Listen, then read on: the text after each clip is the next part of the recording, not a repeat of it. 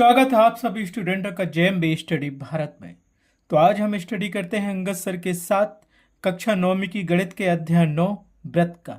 ये व्रत का भाग नंबर 7 है, जिसमें हम जानेंगे प्रश्नावली 9.2 के भाग 1 में प्रश्न क्रमांक 1 का संपूर्ण हल। इससे पहले यदि आपने हमारे चैनल जेएमबी स्टडी भारत को सब्सक्राइब नहीं किया है तो सब्सक्राइब कीजिए, ताकि इसी प्रकार के वीडियो आपको सबसे पहले मिल सके। तो आइए हम देखते हैं प्रश्न क्रमांक 1 क्या कहता है और उसको हल करते हैं। तो प्रश्न नंबर 1 हमें दिया गया है प्रश्नावली 9.2 का 5 सेंटीमीटर व 3 सेंटीमीटर त्रिज्या वाले दो वृत्त दो बिंदुओं पर प्रतिच्छेद करते हैं तथा उनके केंद्रों के बीच की दूरी 4 सेंटीमीटर है। उभयनिष्ठ जीवा की लंबाई ज्ञात कीजिए। तो यहाँ पे हमें क्या दिया गया है, दो वृत्त दिए गए हैं, दोनों की त्रिज्याएं दी हैं, एक की 3 सेंटीमीटर है, एक की 4 सेंटीमीटर है, और दोनों के केंद्रों के बीच की दूरी कितनी है, 4 सेंटीमीटर है। तो हमें क्या करना, उभयनिष्ठ जो जीवा की लंबाई होगी वो ज्ञात करनी है। तो यहाँ पे हम दो वृत्त की रचना करेंगे। एक वृत्त छोटा होगा जिसकी त्रिज्या 3 है, और एक वृत्त 5 सेंटीमीटर का होगा जिसकी त्रिज्या 5 सेंटीमीटर है। ठीक है, फिर हम सिद्ध करेंगे कि उसकी जीवाएं परस्पर लंब होती हैं, उभयनिष्ठ जीवा।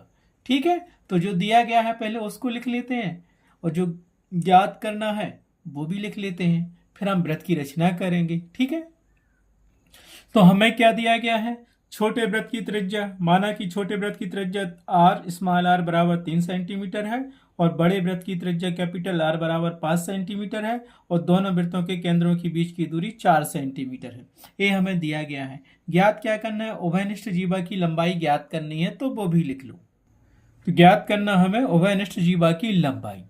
अब हम क्या करेंगे, दोनों वृत्तों की रचना करेंगे, उसके केंद्र बिंदु मानेंगे, एक का केंद्र ओ मानेंगे और दूसरे का ओ डैश मानेंगे।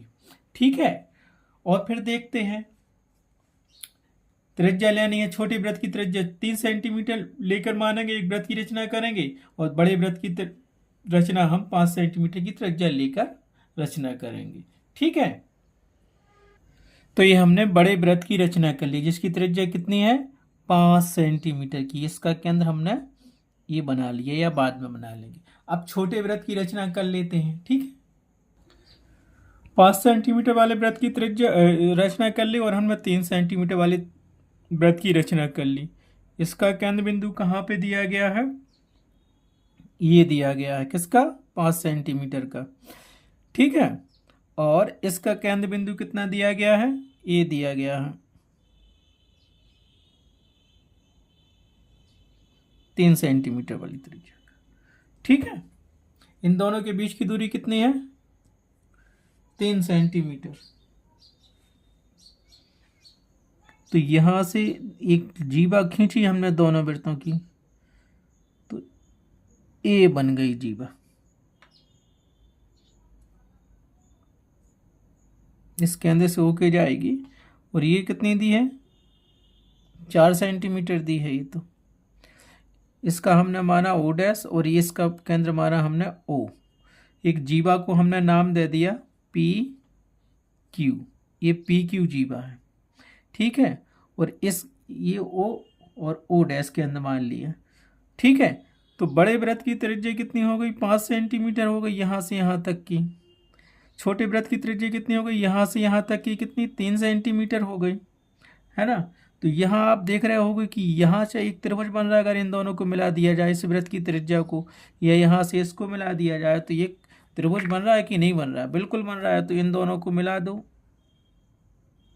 बन गया।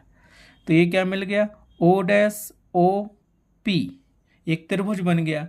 तो हमें क्या पता है, इस वृत्त की त्रिज्या कितनी है, 3 सेंटीमीटर है, इसकी है पूरी 5 सेंटीमीटर त्रिज्या, है ना। ये 5 सेंटीमीटर है, और ये 3 सेंटीमीटर त्रिज्या मिल गई इसके केंद्र से। ये 3 है और ये 5 है, तो हम यहाँ से यहाँ तक की दूरी निकाल लेंगे, कितना आ रहा है, समझ गए। जीवा की लंबाई निकाल ली है, और इसका केंद्र दिया है, ये दो प्रतिच्छेद बिंदु है P और Q। तो ये क्या है, इनको लिख लो। ठीक है, तो क्या किया हमने, दोनों वृत्तों की रचना की जिसमें छोटे वृत्त का केंद्र O माना तथा बड़े वृत्त का केंद्र O डैश माना, एवं माना कि उभयनिष्ठ जीवा PQ है, जिसे हम PQ कहते हैं। और इसी PQ की हमें क्या करनी है, लंबाई ज्ञात करनी है। तो यहाँ आप क्या देख रहे हो, यहाँ पे हम कह सकते हैं कि O डैश लंब है रेखा PQ पर। ठीक है, आ गया समझ में। ये जीवा है दोनों वृत्तों की PQ, है ना। और हमने क्या किया कि एक लंब डाल दिया था, ये लंब नहीं डाला, मतलब ये त्रिज्या है, इन दोनों त्रिज्या दोनों वृत्तों के बीच केंद्र के बीच की दूरी कितनी है, 4 सेंटीमीटर है। ठीक है, तो यहाँ चित्र से स्पष्ट दिख रहा है क्योंकि इसकी त्रिज्या तो 5 है और इसकी त्रिज्या कितनी है, केंद्र से यहाँ तक 3 सेंटीमीटर है, और दोनों के केंद्रों के बीच की दूरी कितनी, 4 सेंटीमीटर है। तो इससे क्या साबित हो रहा है, रचना में हमने क्या किया, ये तो कर लिया। तो यहाँ से देखो O डैश लंब है जीवा PQ पर, लिख सकते हैं। अब देखो, क्योंकि O डैश ये लंब का निशान है जीवा PQ पर, जब ये लंब होता है तो लंब की बात आती है तो ये 90 अंश का कोण बनाते हैं। दूसरा, एक प्रमेय जो MCQ के रूप में हमने आपको पहले ही बताया था इंट्रोडक्शन वाले पार्ट में, कि वृत्त के केंद्र से जीवा पर डाला गया लंब वृत्त की जीवा को समद्विभाजित करता है, अर्थात वृत्त की जीवा को 2 समान भागों में बांटता है। तो ये वृत्त का केंद्र है, यहाँ से इस जीवा पे क्या लंब डाला, हमने लंब डाला है। तो ये क्या कर रहा है, इस वृत्त जीवा को 2 समान भागों में बांट रहा है। तो ये यहाँ से यहाँ तक 3 थी और ये 3 तो 6 हो जाएगी, लेकिन हमें जमा के करना है। तो यहाँ से हम क्या कर सकते हैं कि OP बराबर होगा OQ के। क्यों होगा, क्योंकि इस वृत्त के केंद्र से जीवा पर डाला गया लंब जीवा को समद्विभाजित करता है, ये प्रमेय है। और हम पहले, तो यहाँ हम क्या लिख सकते हैं, इसीलिए OP बराबर होगा OQ। क्यों होगा, इसको समीकरण 1 दे दो, रीजन भी दे दो, क्योंकि प्रमेय से हम जानते हैं, प्रमेय 9.3 कहलाता है वो, या तो ऐसा ही लिख दो प्रमेय 9.3 से अगर याद है, और नहीं याद है ये कौन से नंबर का प्रमेय है, तो आप लिख सकते हो पूरा प्रमेय का स्टेटमेंट। तो क्या है वो प्रमेय, हम जानते हैं वृत्त के केंद्र से जीवा पर डाला गया लंब जीवा को समद्विभाजित करता है, MCQ क्वेश्चन के रूप में पूछता है। तो ये प्रमेय है, इसको हम प्रूव भी करवाएंगे आगे चल के। तो हमें क्या मिल गया, O डैश लंब है जीवा PQ पर, तो इसको हम लिख सकते हैं कि OP बराबर होगा OQ। क्यों, प्रमेय से जानते हैं जब वृत्त के केंद्र से इस जीवा पर लंब डाला जाता है तो वो जीवा को 2 समान भागों में बांटता है। ठीक है, अब हमें क्या मिल गया, इतना समझ में आ गया। तो यहाँ स्पष्ट मिल गया कि यहाँ से यहाँ तक की दूरी कितनी है, 4 सेंटीमीटर, और त्रिज्या इसकी 5 दी थी, इसकी त्रिज्या हमें 3 सेंटीमीटर दी है। लेकिन हमें जीवा की लंबाई ज्ञात करनी है जो जीवा PQ है इसकी, और ये क्या है, O डैश क्या है, लंब है जीवा PQ पर। तो ये मिल गया, ये मिल गया। और पाइथागोरस प्रमेय हम लगाएंगे तो OP की दूरी ज्ञात कर सकते हैं। पाइथागोरस प्रमेय क्या होता है, एक त्रिभुज में लगता है। पाइथागोरस प्रमेय का मतलब होता है कर्ण का वर्ग बराबर लंब का वर्ग धन आधार का वर्ग। तो यहाँ पे हमें ये आधार दिया गया है, ये कर्ण दिया गया है, और ये लंब है। तो हम निकाल लेंगे पाइथागोरस प्रमेय से। तो अब क्या करेंगे, हम एक त्रिभुज लेंगे, त्रिभुज O डैश P में पाइथागोरस प्रमेय से कर्ण का वर्ग बराबर लंब का वर्ग धन आधार का वर्ग। ठीक है, क्योंकि यहाँ पे हम ये लेंगे तो इसके सामने की भुजा कर्ण होती है। ठीक है, तो पाइथागोरस प्रमेय लगा लो इस त्रिभुज में, ताकि हमें यहाँ से OP की दूरी मिल जाए। OP की दूरी मिल जाएगी तो समीकरण 1 पहले ही हम सिद्ध कर चुके हैं समीकरण 1 में कि ये दूरी इसके बराबर है, तो दोनों को जोड़ देंगे तो पूरी जीवा की लंबाई आ जाएगी। ठीक है, बस वही आंसर होगा। तो क्या होता है, त्रिभुज O डैश OP में पाइथागोरस प्रमेय से, पाइथागोरस प्रमेय होता है कर्ण का वर्ग बराबर लंब का वर्ग धन आधार का वर्ग। तो यहाँ पे कर्ण O डैश P दिया है, लंब दिया है OP, और आधार दिया है O डैश।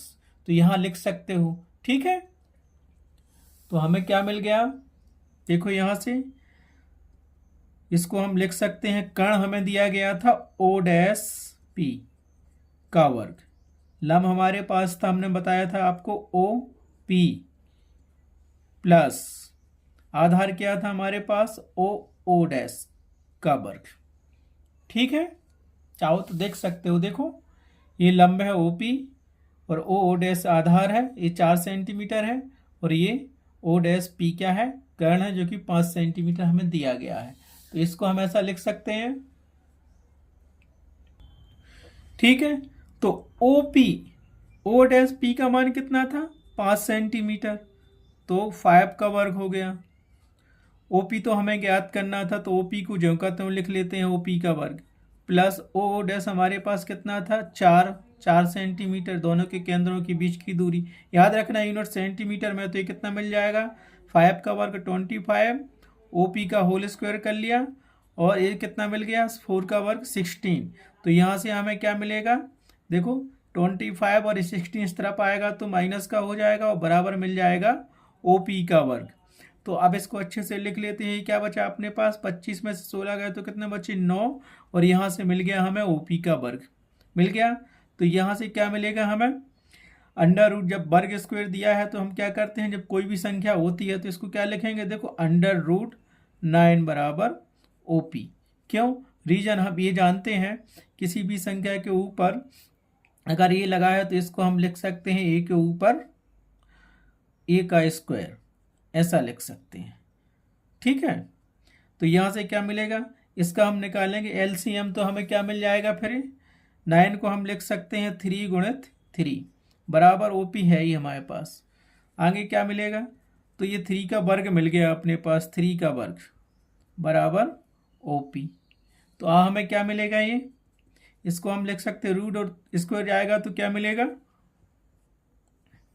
यहाँ से क्या मिलेगा बताइए,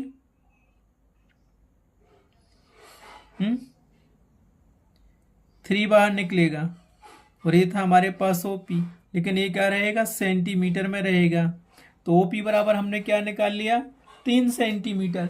तो हमारे पास ओपी जो थी क्या थी, जीवा की लंबाई 3 सेंटीमीटर आ गई। देखो ये थी ना ओपी बराबर 3, ओपी आ गया। तो अब हमारे पास ये तो हमने निकाल लिया कि ये 3 सेंटीमीटर आ गई है, ओपी तो निकाल लिया हमने, 3 सेंटीमीटर आ गई है। अब लिख सकते हो, अब क्योंकि जीवा पी क्यू बराबर होगा ओपी प्लस ओ क्यू, लंबाई चाहिए, इसको समीकरण 2 हमने मान लिया ये होता है। समीकरण 1 में क्या दिया गया था, ओपी बराबर ओ क्यू दिया था कि नहीं दिया था। तो यहाँ से हम क्या लिखेंगे, अर्थात जीवा बराबर क्या मिल जाएगा, दैट इम्प्लाइज हमें यहाँ से मिलेगा पी क्यू बराबर मिलेगा, ओपी की दूरी कितनी निकाली, 3 सेंटीमीटर प्लस, अभी इसको ओपी लिखा रहने दो, और इसको भी लिख दो ओपी। रीजन क्यों, क्योंकि ओपी बराबर है ओ क्यू के। क्या लिखा था हमने, ओपी बराबर है ओ क्यू के, क्योंकि ओपी बराबर है ओ क्यू के समीकरण 1 से लिखा था हमने, समीकरण 1 से लिख दिया है, समीकरण 1 से। तो यहाँ ओ क्यू की जगह ओपी लिख दिया, तो ये क्या मिल गया हमें यहाँ से, दैट एम्प्लाइज पी क्यू बराबर मिल गया 2 ओपी मिल गया। और ओपी का मान हमने कितना निकाला, 3 सेंटीमीटर निकाला, तो ये क्या मिल गया, पी क्यू बराबर 2 गुणित 3 सेंटीमीटर। तो कितना मिल गया हमें यहाँ से, तो ये मिल गया हमें जीवा पी क्यू बराबर 6 सेंटीमीटर। और यही हमें ज्ञात करनी थी जीवा की लंबाई, उभयनिष्ठ जीवा पी की हुई थी। तो क्या करना है, इसीलिए उत्तर बराबर क्या हो जाएगा, उभयनिष्ठ जीवा की लंबाई पी क्यू बराबर 6 सेंटीमीटर। तो उत्तर क्या मिल गया, उत्तर मिल गया हमें उभयनिष्ठ जीवा पी क्यू की लंबाई 6 सेंटीमीटर होगी। बिल्कुल डिक्टो आपको इसी प्रकार से इस क्वेश्चन को सॉल्व करना है। आएगा तो 4 नंबर का आएगा, 2 नंबर का आ नहीं सकता है, बड़ा क्वेश्चन दिया है। ठीक है, समझ में आ गया तो ठीक है, नहीं आया तो कमेंट्स कीजिए, दोबारा समझाने की पूरी कोशिश करूंगा। आज की वीडियो में बस इतना ही। Thanks for watching my video.